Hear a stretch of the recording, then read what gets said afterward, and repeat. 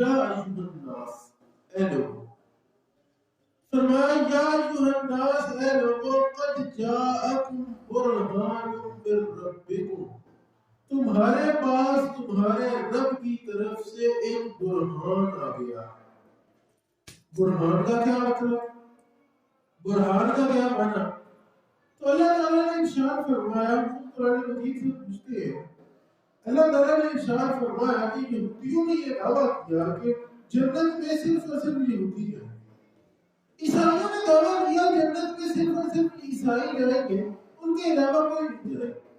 اب ان لوگوں نے یہ دعویٰ کیا تو اللہ تعالیٰ نے ارشاد فرمایا کہ اس دعوے کو نقل کرنے کے بعد فرمایا ہاتوا برہانکم ان کنتم صادقین، اگر تم اپنی بات میں سچے ہو تو کوئی برہان لے کر آؤ، کوئی دلیل لے کر آؤ، کوئی پروف لے کر آؤ۔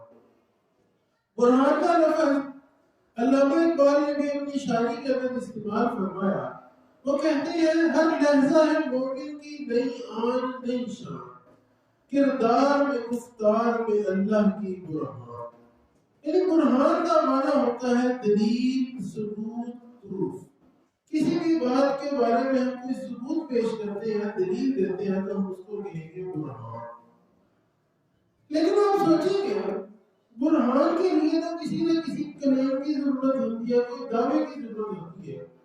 اس کی مثال اس طرح ہے کہ آپ عدالت کے اندر جائیں اور جا کے کہیں کہ میرے پاس یہ گواہ موجود ہے، یہ ثبوت موجود ہے، یہ کیمرے کی ریکارڈنگ موجود ہے، یہ سارا کچھ موجود ہے، لیکن آپ کے پاس ثابت کرنے کو کوئی کیس ہی نہ ہو، کوئی دعویٰ ہی نہ ہو تو فائدہ کوئی بات نہیں۔ یعنی کہ کسی بھی دعوے کے لیے دلیل کا ہونا، دلیل کے لیے دعوے کا ہونا ضروری ہے، کسی بھی ثبوت کے لیے کوئی ایسا بیان ہونا ضروری ہے جس کو ثابت کیا جائے اس دعوے کے لیے۔